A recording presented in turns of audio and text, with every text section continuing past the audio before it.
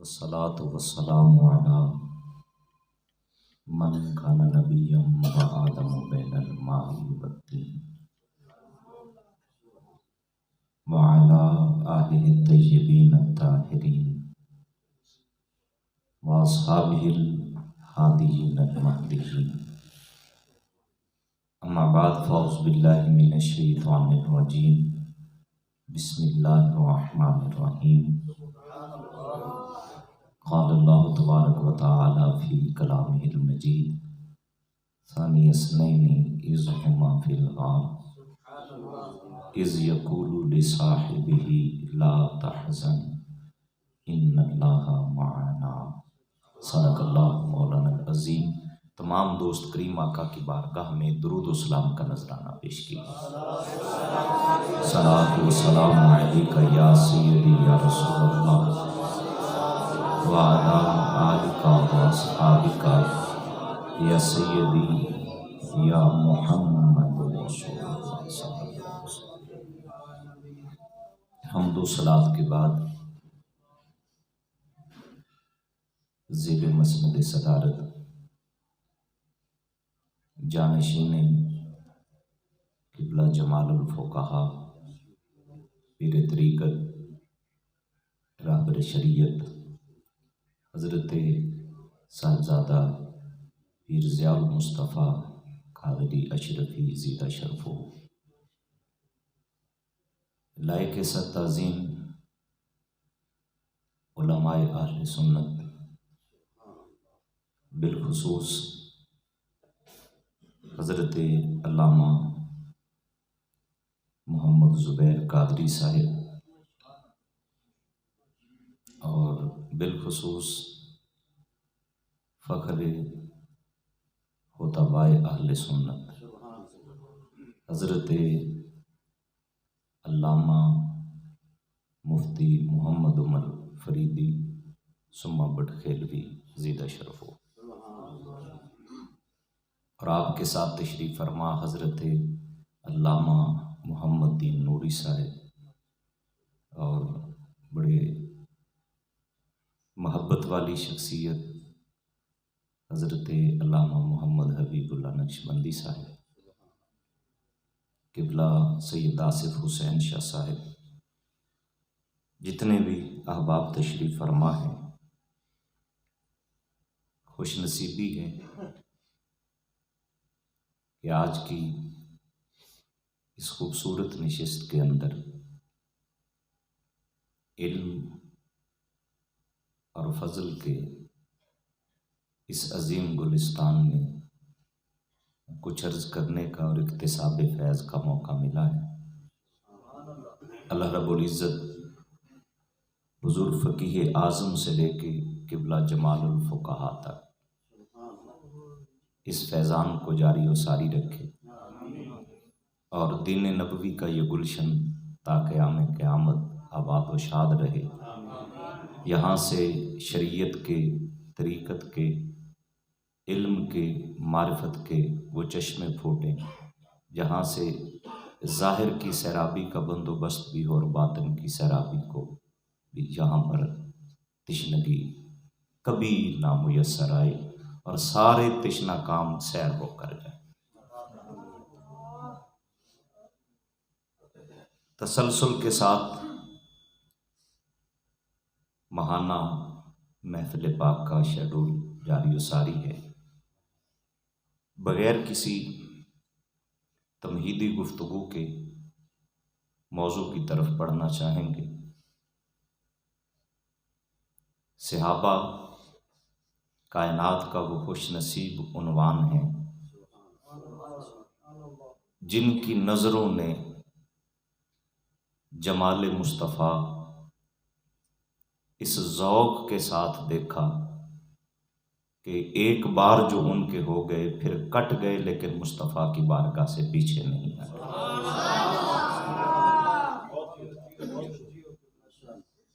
صحابہ کائنات کا وہ خوش نصیب گروہ ہے جن کی جانب موت کا پیغام بعد میں آیا اور اللہ ان سے پہلے راضی ہو گئے.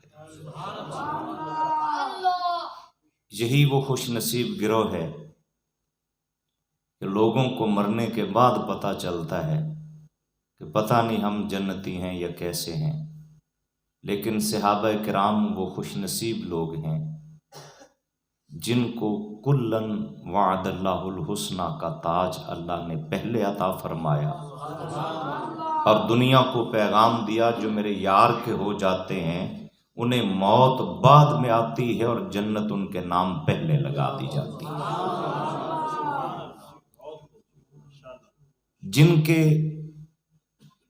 ایمان کی گواہی اللہ کا قرآن دے، اولئک هم المؤمنون حقا، کہ میرے محبوب تیرے غلام مجھے اس لیے بڑے پسند ہیں کیونکہ میں رب ان کے ایمان کے اوپر مہر تصدیق لگا رہا ہوں کہ یہ پکے مومن ہیں،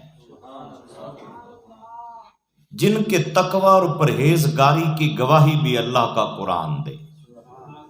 اولئک هم المتقون، جن کے ہدایت یافتہ ہونے کی گواہی بھی اللہ کا قرآن دے کہ اولئک هم المہتدون، جن کے اس جہان میں بھی اور اگلے جہانوں میں بھی کامیابی کی گواہی اللہ کا قرآن دے اولئک هم المفلحون، کہ میرے محبوب یہ دونوں جہانوں میں کامیاب ہو گئے جو تیرے صحابہ بن گئے۔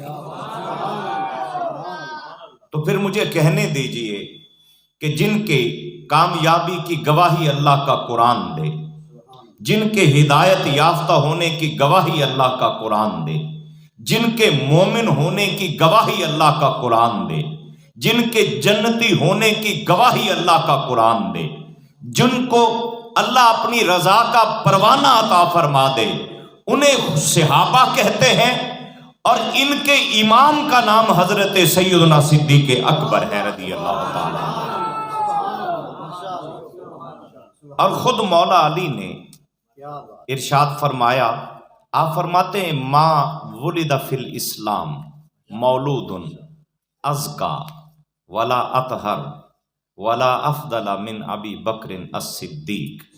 مولا علی فرماتے ہیں کہ اسلام کے اندر کوئی ایسا بچہ پیدا ہی نہیں ہوا جو ابو بکر صدیق سے زیادہ پاک ہو، طیب ہو، طاہر ہو، جو صدیق سے بڑھ کر فضیلت والا کوئی اس کائنات میں مسلم پیدا ہی نہیں ہوا۔ اور حضرت اللہ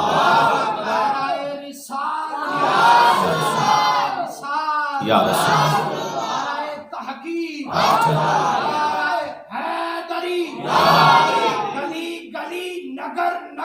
ابو بکر ابو بکر ابو بکر یا رسول۔ اور قاضی اسلام قاضی شرح رحمۃ اللہ تعالی علیہ، جو مولا علی کے شاگرد بھی ہیں، غلام بھی تھے، نوکری بھی کرتے رہے، اور قاضی القضات کا عہدہ، چیف جسٹس کا عہدہ بھی آپ کو میسر آیا۔ آپ فرماتے ہیں کہ سمیت علی علی منبر الکوفہ، آپ فرماتے ہیں میں نے مولا علی کو کوفہ کی جامع مسجد کے منبر پر بیٹھ کر خطبہ دیتے ہوئے یہ ارشاد فرماتے ہوئے سنا کہ خیر ھذہ الامہ بعد نبیہا ابو بکر ثم عمر ثم عثمان ثم انا۔ آپ فرماتے ہیں سنو لوگو، نبی رحمت صلی اللہ علیہ وآلہ وسلم کے بعد اس امت میں جو سب سے بڑی ہستی ہے اس کا نام ابو بکر صدیق ہے، ان کے بعد فاروق اعظم ہے، ان کے بعد عثمان غنی ہے، اور اس کے بعد فرمایا کہ پھر ان کے بعد میں علی ہوں۔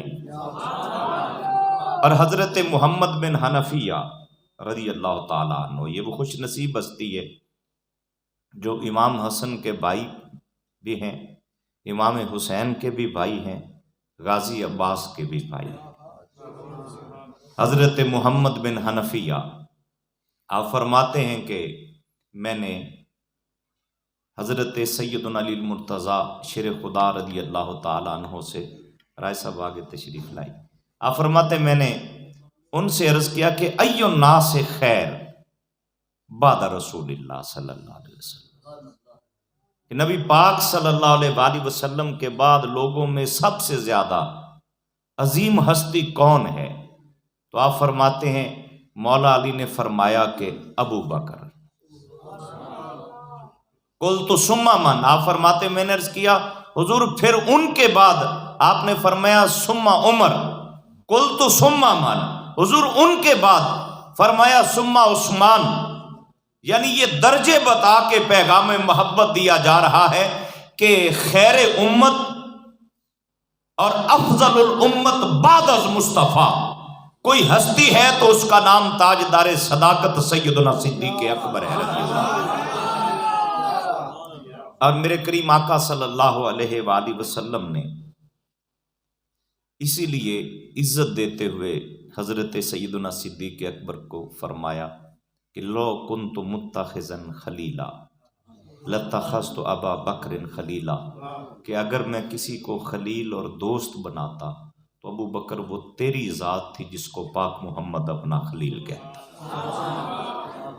اور یہاں پر حضرت سیدنا فاروق اعظم رضی اللہ تعالیٰ عنہ کا مبارک قول، جب وہ صحن حرم میں کعبہ کا غلاف پکڑ کر رو رو کر اللہ سے کہہ رہے تھے، صاحب کنز العمال علامہ علی متقی الہندی، یہ حضرت شیخ محقق عبدالحق محدث دہلوی رحمۃ اللہ تعالیٰ علیہ کے دادا استاد، یہ اصل میں ہندوستان کے رہنے والے تھے۔ 16 جلدوں کے اوپر مشتمل کنز العمال شریف احادیث کا مجموعہ ترتیب دی۔ انہوں نے اس بات کو کنز العمال شریف کے اندر نقل کیا۔ آپ فرماتے ہیں کہ سیدنا فاروق اعظم رضی اللہ تعالیٰ کعبہ شریف کے غلاف پکڑ کر رو رو کر کہہ رہے تھے، ہائے کاش میں قریش میں پیدا نہ ہوا ہوتا، کاش بنو عدی قبیلے کا میں فرد ہی نہ ہوتا۔ مسلسل عاجزی کا یہ انداز اللہ کی بارگاہ میں پیش کر رہے تھے۔ پیغام محبت ملتا ہے، عمر پھر تو کیا بننا چاہتا تھا کہ نہ تو قریشی بننا تجھے پسند تھا اتنا، نہ بنو عدی قبیلے میں ہونا یہ تجھے اچھا لگتا ہے، عمر بتا پھر تو کیا بننا چاہتا ہے؟ تو سیدنا فاروق اعظم عرض کرتے ہیں میرے مولا، کاش ابو بکر صدیق کی چھاتی پر اگنے والا میں ایک بال ہوتا، کاش صدیق اکبر کی چھاتی پر اگنے والا، سینے پر اگنے والا ایک بال میں عمر ہوتا تو یہ میرے لیے بہت بڑے اعزاز کی بات ہوتی۔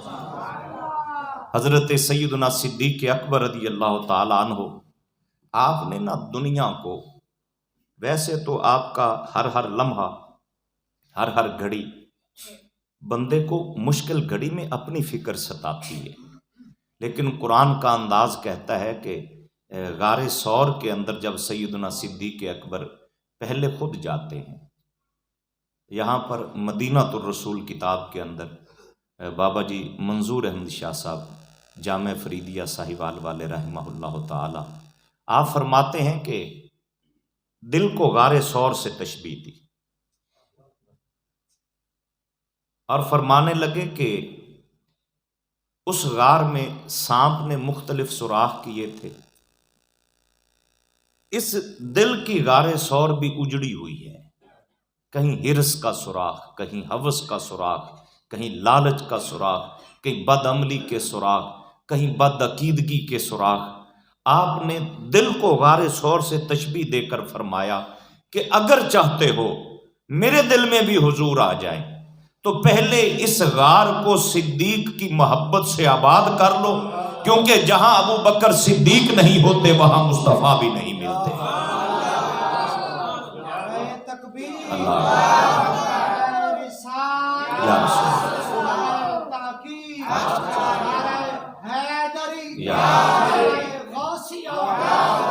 محمد چار یار حاجی خواجہ قطب فرید۔ اور یہاں پر علامہ زرقانی رحمۃ اللہ تعالی علیہ نے جو خوبصورت بات لکھی نا، معمول معروف قول تو یہی ہے کہ آقا کریم اور سیدنا صدیق اکبر غار کے اندر ہیں، اور اس غار کے باہر مکڑی نے جالا بن دیا اور کبوتری نے انڈے دے دیے۔ لیکن علامہ زرقانی رحمۃ اللہ تعالی علیہ فرماتے ہیں کہ ایک قول یہ بھی ہے کہ مکڑی کا جالا پہلے بنا ہوا تھا اور مصطفیٰ کریم اور حضرت صدیق اکبر بعد میں وہاں سے گزرے۔ اس کے اوپر علامہ زرقانی رحمۃ اللہ تعالی علیہ فرماتے ہیں کہ یار مکڑی کا جالا بننا یہ پیغام ہے دنیا کو کہ ہجرت کی شب کائنات کا ذرہ ذرہ مصطفیٰ کی غلامی میں اللہ نے لگا دیا تھا۔ ہر شے حضور کی خدمت کے لیے لگی، جس کی جو ڈیوٹی ہے وہ اپنی غلامی کر رہی ہے۔ صدیق اپنا انداز محبت پیش کر رہا ہے اور ان کے غلام اور ان کے گھر والے اپنا انداز پیش کر رہے ہیں، اور مکڑی اپنا انداز پیش کر رہی ہے، کبوتری اپنا انداز غلامی پیش کر رہی ہے۔ فرماتے یہ پیغام ہے انسانیت کے لیے کہ ہجرت کی شب ساری کائنات مصطفیٰ کی خدمت کے لیے اللہ نے وقف کر دی تھی۔ اور پیغام اس کے اندر آپ فرماتے یہ بھی ہے، آپ فرماتے ہیں کہ دیکھیے اگر جالا پہلے بنا ہوا ہے، علامہ زرقانی رحمۃ اللہ علیہ لکھتے تو حضور وہاں سے گزرے تو وہ جالا ٹوٹا کیوں نہیں؟ پھر اس کا جواب خود دیتے ہیں، وہ کہتے ہیں جیسے معراج کی شب 7 آسمانوں سے نبی پاک پار گئے، پلٹ کے واپس آئے، نہ آسمان پھٹا نہ اس میں کوئی سوراخ ہوا، جو عرشوں سے پار جا کے واپس پلٹ کے آئے تو آسمان میں دراڑ نہیں پڑتی، اس نور محض کا یہاں سے گزرنا بھی کوئی محال نہیں ہے۔ وہ جالا کیسے ٹوٹ سکتا تھا جہاں سے نور محمدی اپنی شان کے ساتھ جلوہ گر ہو کر گزر گیا۔ پھر وہ فرماتے ہیں کہ چلیں وہ تو حضور ہیں، نور ہیں، کریم آقا صلی اللہ علیہ وآلہ وسلم کا گزرنا تو سمجھ میں آتا ہے، ابو بکر صدیق کیسے گزر گئے؟ تو یہاں صوفیانہ انداز انہوں نے اختیار کیا۔ وہ فرماتے ہیں کہ جب کوئی مرید کامل مرشد کامل کے رنگ میں رنگ جائے تو اس کی طبیعت کی کثافت بھی لطافت میں بدل جاتی ہے۔ پھر جہاں سے مصطفیٰ گزرتے گئے وہیں سے صدیق اکبر بھی گزرتے چلے گئے۔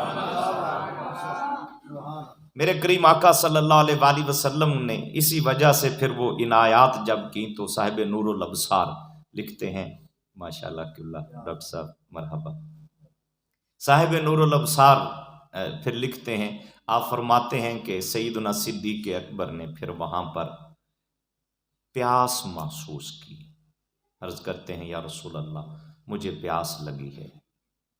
اب کوئی اتنی لمبی چوڑی وہ غار ثور تو تھی نہیں، لیکن مانگنے والا اگر ابو بکر صدیق ہو، عطا کرنے والے مصطفیٰ ہوں، پھر ظاہری اسباب نہیں دیکھے جاتے۔ میرے نبی نے فرمایا اذهب الى صدر الغار، ابو بکر جاؤ یہ غار کے وسط میں پانی ہے وہاں سے پی لو۔ وہ جس نے خود صاف کیا اسے نہیں پتا یہاں کیا کچھ نہیں ہے، لیکن حضرت صدیق اکبر کی عقیدے کی ترجمانی یہ تھی، وہ بھی یقین تھا انہیں کہ دیکھ کر میں آیا ہوں مجھے پانی نظر نہیں آیا، پر جب مصطفیٰ نے فرما دیا ہے کہ وہاں جا کر پانی پی لے، پھر یہ پوچھنے کی ضرورت نہیں ہے آقا پانی تو ہے نہیں میں کہاں جاؤں۔ صدیق کہہ رہے تھے کہ جب آقا فرما دے تو پھر جنت کے نقشے یہاں پر غار ثور میں آ جایا کرتے ہیں اور جنت کی نہروں کا کنیکشن غار ثور سے جڑ جایا کرتا ہے۔ اللہ اکبر، یا رسول حق جا رہا ہے۔ میرے نبی نے جب سیدنا صدیق اکبر نے پانی پی لیا تو میرے آقا نے فرمایا ابو بکر پانی کا ذائقہ کیسا تھا؟ عرض کرتے ہیں اے کریم آقا احلا من العسل، شہد سے زیادہ میٹھا تھا، ابید من اللبن، دودھ سے زیادہ سفید تھا، ابرد من الثلج، برف سے زیادہ ٹھنڈا تھا۔ اب یہ 3 ذائقے پانی کے 3 خصوصیات ذہن میں رکھیے، اور پھر جائیے ولادت کی گھڑیوں میں، جب سیدہ آمنہ طیبہ طاہرہ سلام اللہ علیہا میرے پاک نبی کی پاکیزہ والدہ فرماتی کہ جب آقا کریم کی ولادت کا وقت آیا مجھے پیاس لگی اور مجھے پانی کا ایک پیالہ پیش کیا گیا، احلی من الاصل، وہ بھی شہد سے میٹھا تھا، ابیض من اللبن، دودھ سے زیادہ سفید تھا، احلی من الاصل، شہد سے میٹھا، اور ابرد من الثلج، برف سے ٹھنڈا۔ اب مجھے سوچ کر بتائیے، جہاں سے پانی پھر اماں آمنہ کو پلایا گیا وہیں سے پانی صدیق اکبر کو بھی پلایا جا رہا ہے۔ کریم آقا صلی اللہ علیہ وآلہ وسلم کے پیارے غلاموں، ہجرت کی ان پرکیف لمحات کے اندر صدیق اکبر، آپ کو پتہ ہے، محبت کا وہ استعارہ ہے جس نے قدم قدم کے اوپر 3 راتوں میں کیا ملا اور کیا کچھ عنایات ہوئیں، یہ معروف آپ علماء سے سنتے رہتے ہیں کہ اگر ایک روٹیاں لگانے والا باقی باللہ کی خدمت میں آ جائے اور آپ خوش ہو کے کہیں مانگ کیا چاہتا ہے، اور وہ کہہ دیں کہ حضور مجھے باقی باللہ بنا دو، عشاء کی نماز کے بعد آپ پکڑیں اور دروازہ اندر سے بند کر لیں اور فجر کے وقت دروازہ کھول لیں، رنگ اتنا چڑھاؤ کہ پتہ نہیں لگ رہا تھا کہ باقی باللہ اصل کون ہے اور روٹیاں لگانے والا کون ہے۔ اگر ایک رات میں حضرت باقی باللہ کی عنایات ہو جائیں، توجہ ہو جائے، تو روٹیاں لگانے والے کا رنگ بدل گیا، روپ بدل گیا، دل کی کیفیت بدل گئی۔ مجھے بتاؤ 3 راتوں میں حضرت صدیق اکبر پر جب میرے نبی کی توجہ رہی تو صدیق کیا بنا ہوگا؟ کیا کچھ نہیں ہوگا جو حضرت صدیق اکبر کو ملا نہیں ہوگا۔ یہی وجہ ہے کہ حضرت صدیق اکبر پھر چادر تان کے چل رہے تھے تاکہ پتہ چل جائے کہ وہ جو چادر پکڑ کے آ رہا ہے وہ غلام ہے، اور وہ جو نیچے شان کے ساتھ چل رہے ہیں وہ آمنہ کا لال ہے۔ میں اس سے اگلا محبت کا ایک اور عنوان عرض کرنا چاہوں گا، وہ ہے غزوہ تبوک کی تیاری کے موقع پر عشق صدیق اکبر۔ حضرت شیخ ابو بکر شبلی رحمۃ اللہ تعالی علیہ، آپ کو پتہ ہے آخری عمر مجذوبانہ رنگ میں گزری تھی، پہلے وقت کے مفتی تھے۔ حضرت شیخ ابو بکر شبلی سے ایک شخص نے مسئلہ پوچھا کہ حضور 200 درہم اگر پاس ہوں تو کتنی زکوٰۃ بنتی ہے؟ آپ نے فرمایا شریعت کے مطابق بتاؤں، طریقت کے مطابق بتاؤں، یا مذہب عشق کے مطابق؟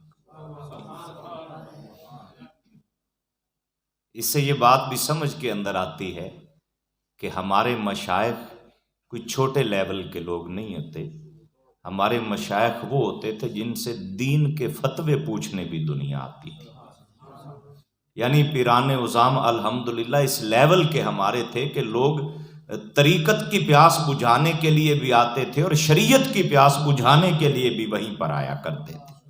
اس نے کہا حضور تینوں اعتبار سے سمجھا دے۔ آپ نے فرمایا بھی شریعت کا فتویٰ یہ ہے کہ 200 درہم پاس ہوں تو 5 درہم زکوٰۃ دے دو اور 195 بچا کر رکھ لو۔ اس نے کہا حضور پھر طریقت کے مطابق کیا فتویٰ ہے؟ آپ نے فرمایا طریقت کا فتویٰ یہ ہے کہ 5 اپنے پاس رکھ لو اور 195 تقسیم کر دو۔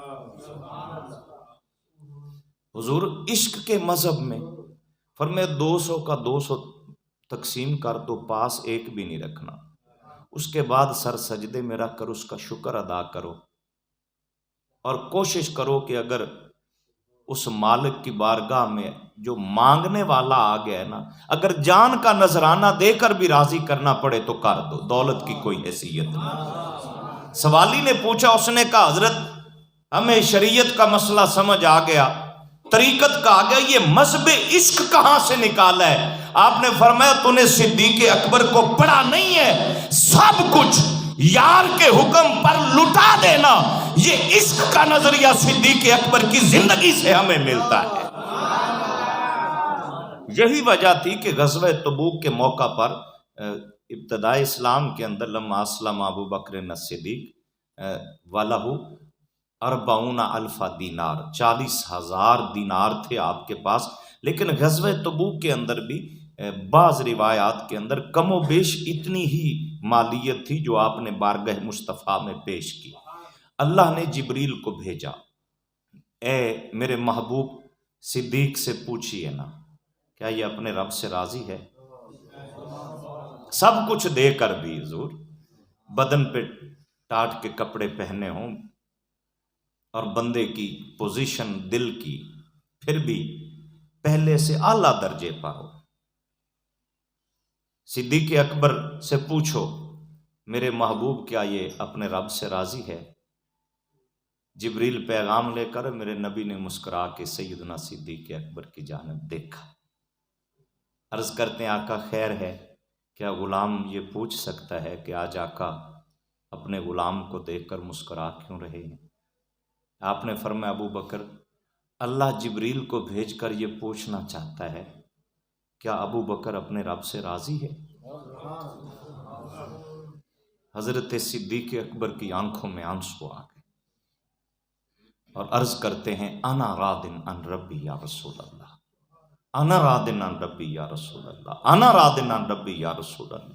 حضور میں اپنے رب سے راضی، میں اپنے رب سے راضی، میں اپنے رب سے راضی. یہ جب انداز صدیق اکبر کا دیکھا نا تو میرے نبی نے فرمایا ادنو منی یا ابا بکر، ابو بکر میرے قریب آ جا، میرے قریب آ جا. حضرت صدیق اکبر کہتے ہیں میں پہلی بار اٹھ کے قریب آ کر نہیں بیٹھا تھا، یہ ادب کا انداز تھا. تھوڑی سی اپنی جگہ سے آگے بڑھے پھر بیٹھ کے میرے نبی نے پھر فرمایا ادنو منی، ابو بکر اور قریب آ جا. چلتے چلتے سیدنا صدیق اکبر اس موقع پر میرے نبی کے اتنے قریب آ کر بیٹھ گئے کہ سیدنا صدیق اکبر کے گھٹنے مصطفیٰ کریم کے مبارک گھٹنوں سے یوں لگ گئے. پاس بیٹھا تھا ایک صحابی، آہستہ سے بارگاہ میں ادب سے عرض کرتا ہے آقا یہ جننے خدمت، جننے روپیے، جننے مال حضرت صدیق اکبر نے دیتا ہے حضور اگر میں نہ دے دے ماں تے میں بھی انہاں نیڑے آ جاواں. یا رسول اللہ جتنا کچھ ابو بکر صدیق نے دیا ہے حضور اتنا اگر میں دے دوں تو کیا میں بھی اتنا قریب آ جاؤں گا؟ میرے نبی کے چہرہ انور کا جمال جلال میں بدلا. صاحب اشیات اللمعات شیخ عبدالحق محدث دہلوی رحمۃ اللہ علیہ نے چہرہ مصطفیٰ کا وہ حال جو جمال سے جلال میں منتقل ہوتا ہے وہ بیان کیا. آپ فرماتے ہیں کہ جب میرے آقا کا چہرہ انور جمال سے جلال میں منتقل ہوتا تو وہ نقشہ بڑا پیارا کھینچا. وہ کہتے ہیں اس وقت چہرہ انور کا رنگ کیسا ہوتا تھا؟ وہ کہتے ہیں جیسے شیشے کی ٹرے کے اندر سرخ رنگ کے انار نچوڑ کر رکھ دیے جائیں. چہرہ انور کا رنگ ایسے پھر دکھائی دیتا تھا جب طبیعت مبارک جمال سے جلال کی طرف منتقل ہوتی تھی. میرے نبی کے چہرہ انور کا جمال جلال میں بدلا اور اس صحابی کو دیکھ کر فرمایا تو کیا سمجھتا ہے کہ یہ قربتیں، یہ عزتیں دولت سے ملتی ہیں؟ فرمایا نہ یہ عزت دولت سے ملتی ہے، نہ عبادت سے ملتی ہے، ولیکن بشیء فی قلبہ، صدیق جیسا دل لے کے آ جا تجھے بھی اتنا قرب عطا فرما دیا جائے گا.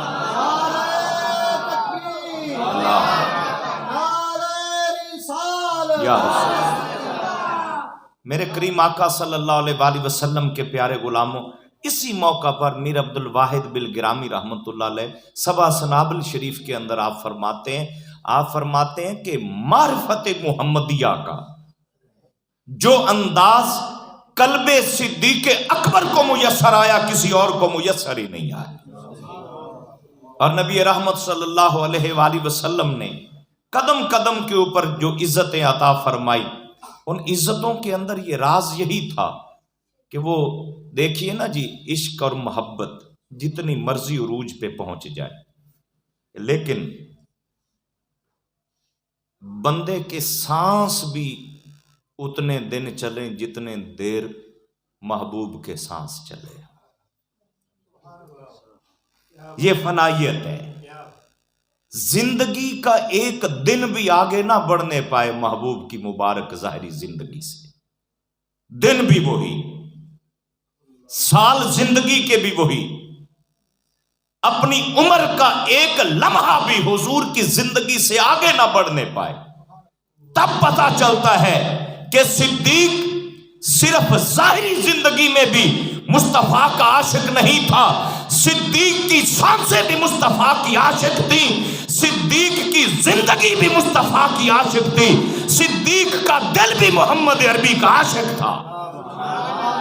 پورا وجود عشق مصطفیٰ کا پیکر بنا ہوا تھا.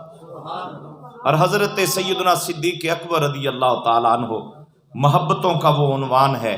میرے کریم آقا صلی اللہ علیہ وآلہ وسلم نے جب پیغام محبت بھیجا، فرمایا مرو ابا بکر فلیصلی بالناس، ابو بکر کو کہہ دو کہ وہ نماز پڑھائیں. یہ کثیر التعداد جس مجمع میں میں بیٹھا ہوں، ریپیٹ کرنا مقصود نہیں ہے، لیکن صرف وہ کیفیت میں عرض کرنا چاہوں گا کہ جب نبی پاک صلی اللہ علیہ وآلہ وسلم صلح کروانے کے لیے گئے اور پیچھے سے حضرت بلال نے اذان پڑھی، صحیح بخاری و مسلم کی متفق علیہ حدیث، حضرت صدیق اکبر سے عرض کیا کہ آقا نہیں ہیں، تو ابو بکر صدیق سے عرض کیا کہ حضرت آپ مصلی پر آ جائیں.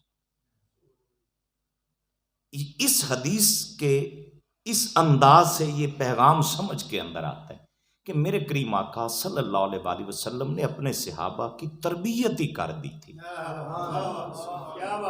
تربیت ہی کر دی تھی کہ اگر میں نہ ہوں تو پھر مصلی پہ وہی کھڑا ہوگا جس کو ابو بکر صدیق کہتے ہیں. یہ حضور نے تربیت ہی ایسی عطا فرما دی تھی کہ اگر میں موجود نہیں ہوں تو میرے مصلی پہ ابو بکر کے ہوتے ہوئے کوئی اور کھڑا نہیں ہوگا. یہی وجہ ہے کہ حضرت اما عائشہ صدیقہ نے جب عرض کی یا رسول اللہ، میرا والد رقیق القلب ہے، نرم دل والے ہیں، آپ کا امر حکم سر آنکھوں پر، لیکن وہ مصلی پہ کھڑے ہو کر کیسے نماز پڑھائیں گے، آپ کسی اور کو حکم دے دیں. اب یہ فتاوی رضویہ شریف ہو، ابن عساکر ہو، جید محققین نے اس بات کو نقل کیا. 3-4 بار اصرار کیا کہ آقا کسی اور کو فرما دے، حضور کسی اور کو آپ حکم دے دیں. میرے نبی پاک صلی اللہ علیہ وآلہ وسلم نے بڑی محبت کے ساتھ فرمایا میں نے 3 بار اللہ سے کہا ہے علی کو کھڑا کر دیں، علی کو کھڑا کر دیں، علی کو کھڑا کر دیں. اللہ کہتا ہے ابو بکر کے ہوتے ہوئے ابو بکر ہی کھڑا ہو، ابو بکر ہی کھڑا ہو. اور پھر جو آخری الفاظ ہیں فتاوی رضویہ شریف کے اندر جو نقل کیے گئے، میرے کریم آقا صلی اللہ علیہ وآلہ وسلم فرماتے لا لا لا یا باللہ والملائکہ والمؤمنون الا ابا بکر. نہیں، کوئی اور نہیں، کوئی اور نہیں. اللہ بھی یہی چاہتا ہے، فرشتے بھی یہی چاہتے ہیں، مومن بھی یہی چاہتے ہیں کہ مصطفیٰ کے مصلی پہ بعد از مصطفیٰ کوئی کھڑا ہوگا تو وہ ابو بکر ہوگا، ابو بکر ہوگا، ابو بکر صدیق ہوگا. بس میرے کریم آقا صلی اللہ علیہ وآلہ وسلم کے پیارے غلاموں، کون صدیق اکبر جسے خلافت ملتی ہے تو زندگی پہلے سے بھی سادہ ہو جاتی ہے. پوچھا جاتا ہے کہ خلیفہ وقت کا وظیفہ کتنا ہونا چاہیے؟ آپ نے فرمایا جتنے مدینہ کے ایک مزدور کی مزدوری مہینے میں بنتی ہے اتنا ہی وظیفہ حاکم وقت کا ہونا چاہیے. طبیعت ناساز ہوتی ہے تو گھر میں خواہش کا اظہار کرتے ہیں زوجہ محترمہ سے کہ آج کھانے میں کوئی میٹھی چیز میسر آ جائے گی.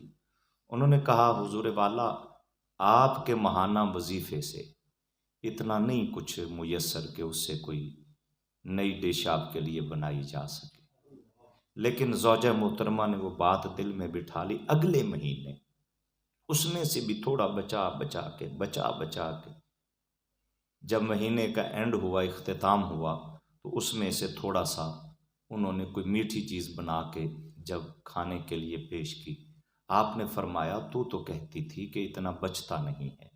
کہا حضور پھر بھی بڑی مشکل سے بچت کر کے یہ آپ کے لیے چیز تیار کی ہے۔ آپ نے اپنے وزیر خزانہ کو بلایا، پھر میں یہ اتنا وظیفہ میرا کم کر دو، میرا اس سے کام میں بھی گزارا ہو سکتا ہے۔ یہ حضرت سیدنا صدیق اکبر پھر پہلے تو مسجد نبوی شریف کے قریب تھے، جب خلیفہ بنے تو مقام سخ مدینہ شریف کا آخری کنارہ، وہاں پر آپ کا کپڑے کا کارخانہ تھا، وہاں رہائش اختیار کی تاکہ پورے شہر میں آتے جاتے گزرتے ہوئے دیکھتے جائیں، چیک کرتے جائیں کہ لوگوں کا گزر اوقات کیسا ہو۔ پھر وہ لمحے بھی زمانے نے دیکھے کہ وہی شہر مدینہ ہے، ایک بوڑھی عورت ہے، نابینا ہے، جس کی خدمت کرنے والا کوئی نہیں، وہاں ڈیوٹی سیدنا فاروق اعظم کرتے۔ اس سے بھی پہلے جا کر آپ جھاڑو دے کے جب نکلے، وہ عورت کہنے لگی، مشکیزہ پانی کا بھرا، جھاڑو دیا، گھر صاف کیا، خدمت تواضع کی۔ اس نے کہا ابو بکر صدیق کی جگہ تجھے خلیفہ ہونا چاہیے تھا، اسے کیا پتا رعایا کس حال میں ہے۔ آپ نے فرمایا ماں تو ٹھیک کہتی ہے، لیکن میں ابو بکر ہی ہوں۔ حضرت فاروق اعظم دروازے کی اوٹ میں کھڑے روک کے دیکھ رہے ہیں، وہ کہنے لگے ایک ہی نیکی بچی تھی وہ بھی لے گئے، اس میں بھی سبقت۔ اور پھر زمانے نے یہ منظر بھی دیکھا کہ وہی سیدنا صدیق اکبر جب آپ کا وصال ہوتا ہے تو یتیم بچیاں ہیں، 2 بہنیں ہیں، روتی پھرتی ہیں مدینہ کے بازاروں، ان کا باپ پہلے دنیا سے جا چکا تھا۔ لوگوں نے کہا بیٹا تم کیوں روتی ہو؟ انہوں نے کہا باپ گیا لیکن باپ کی کمی محسوس نہیں ہوئی، کیونکہ خلیفہ وقت ابو بکر صدیق تھے۔ ہر وہ ڈیوٹی، گھر کا کام کاج، سودا سلف سے لے کر بکریوں کا دودھ دونے تک، یہ ذمہ داری خلیفہ وقت کی تھی۔ آج رو اس لیے رہے ہیں کہ آج پتہ چلا کہ باپ نہیں تھا تو خلیفہ وقت ایک باپ کی حیثیت رکھتا تھا۔ آج وہ بھی چلے گئے، آج ہمیں پتہ چلا ہے کہ ہم یتیم ہوئے۔ میرے آقا کے پیارے غلاموں، جس پہلو سے بھی حضرت صدیق اکبر کی شخصیت کو دیکھا جائے، کامل ہے، اکمل ہے، اور امام باقر اسی لیے فرمایا کرتے تھے۔ لوگوں نے پوچھا کہ سنا ہے کہ صدیق اکبر اور فاروق اعظم نے آپ کے حق پر کچھ زیادتی کی ہے، آپ نے فرمایا ما ظلم علی حقنا، ہمارے حق پر کسی نے کوئی ظلم نہیں کیا۔ تولا، ان دونوں سے محبت کیا کرو، ان دونوں سے محبت کیا کرو۔ ما ناقصا علی انو کی، ابو بکر صدیق اور فاروق اعظم کی محبت کی وجہ سے حشر کے دن کوئی تمہیں پکڑ لے تو اس کا ذمہ امام باقر تمہیں دیتا ہے۔ بڑے خوبصورت عنوانات ہیں، بہرحال انہی الفاظ کے ساتھ ہی اختتام کی جانب بڑھتے ہیں کہ مالک الملک محبتوں کا یہ سلسلہ اور تاجدار صداقت سے پیار اور محبت کا یہ جو اہل ایمان کا ایک خوبصورت طریقہ اسے جاری و ساری رکھے۔ میں مبارکباد پیش کرنا چاہوں گا قبلہ صاحبزادہ صاحب کو کہ آپ نے محبتوں کے اس سفر کو بڑی مدتوں سے جاری رکھا ہے، اور جب سے ادارہ بنا ہے تب سے یہ 11ویں شریف کا ماہانہ پروگرام جاری و ساری ہے۔ الحمدللہ ثم الحمدللہ، یہ کرامت سے بھی اگلی کیفیت ہے جسے استقامت کہتے ہیں، اور بالیقین یہ حضور غوث الاعظم کا فیضان ہی ہے جس کے کرم نوازی سے یہ سلسلے محبتوں کے اور فقیہ اعظم رحمۃ اللہ علیہ کے کرم نوازیوں کے یہ سلسلے ہیں۔ اور اس دعا کے ساتھ کہ مالک کائنات حضور کے کرم سے قبلہ مفتی صاحب علیہ رحمہ کے روحانی فیض و برکات بھی جاری و ساری پہلے سے بھی زیادہ فرمائے، اور قبلہ صاحبزادہ صاحب کے علم میں، عمل میں، عمر میں برکتیں عطا فرمائے۔ وما علیہ الا البلاغ۔